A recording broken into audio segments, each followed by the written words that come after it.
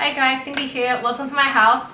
This is where I sit down and do my studying and where I browse the web, and it's my personal space. So I love talking to my patients about ergonomics because it's just so important, and this year, unfortunately, many people are working from home all over again, despite really looking forward to going back to the office where ergonomics are most of the time really good. And I've done my absolute best to support my patients with ergonomics at home, but many people have just seemed to say they just can't get it right, and I've offered support like workshops, worksheets, as well as showing what I do at the office at the clinic. But I thought I'll show you guys another perspective of what I do in my personal life at home. So there's 4 main things I want to talk about in setting up your ergonomics. So the first thing is you want a good ergonomic chair. You know, whilst the chair I'm sitting on may not be your typical office chair, it's actually a gaming chair. But I personally think it doesn't matter at all as long as it has ergonomic features such as changing the height of the chair, bringing it up and down, and having a chair that can come all the way back and coming forward, and it's adjustable to your personal body and height. If you're someone who likes to use armrests, then if you like to use it, it's good to get a chair that has armrests that can accommodate coming up and down, or like even painting in and out, or even rotating. I don't use my armrest at all, but some people do like to use it. So with your chair, you want to be sitting close to the screen and at a height that allows your arms and shoulders to be at 90 degrees. So you don't want to be all the way at the bottom, because what will happen is your shoulders are going to shrug to try to lift yourself up. But then on the other side of that, you don't want to be all the way at the top, because then, as you can see, my arms just aren't touching or supported at all. And then once again, your muscles have to use more work to support it. So you really want to find the balance of about 90 degrees where everything's all nice and neutral. Same with your backrest as well.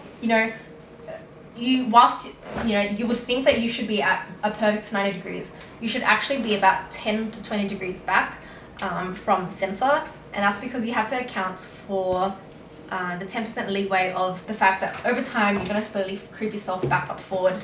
So you want to just be back and relaxed right there. In terms of the monitor, like how you position yourself with the monitor, you want to be sitting close enough so that when you put your arm out, your finger should only just be touching the middle of the screen, as well as when you're looking at the screen, pretend it's like split into threes, and you want to be looking at approximately the top third of the monitor, so where you mostly look at things most of the time.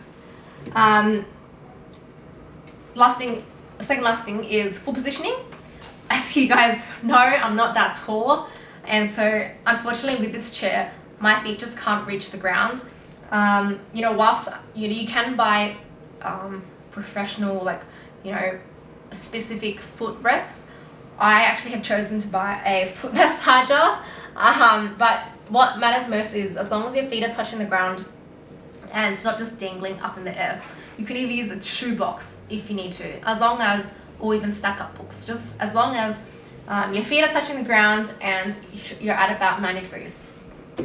And the last thing I wanted to talk about is peripherals. And by peripherals, I mean like our peripherals and the keyboard and mouse. So a lot of common injuries I see with patients is tight upper traps, sore elbows and hands, RSI, carpal tunnel, and it's because of the incorrect use of the keyboard and mouse. So with the mouse, sometimes it can be easy to just slowly slide your arm away whilst you're just into things, and it gives your arm a bit of a stretch, but you're actually away from the center of gravity. So what you want to do is just bring your mouse close by to you and just have it tucked in and just move from there, and there should be plenty of space.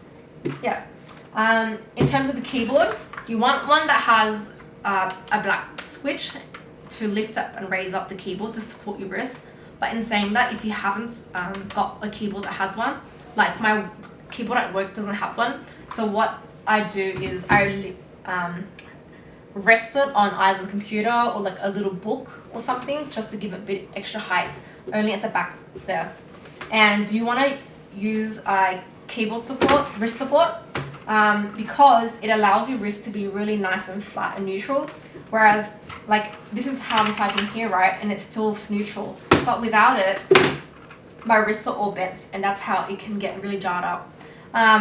You don't have to use a specific one like that. You can just get a tea towel and fold it, just for some level of cushioning, as long as it's all nice and neutral. So I really hope this helps. If you do have any questions, just feel free to reach out.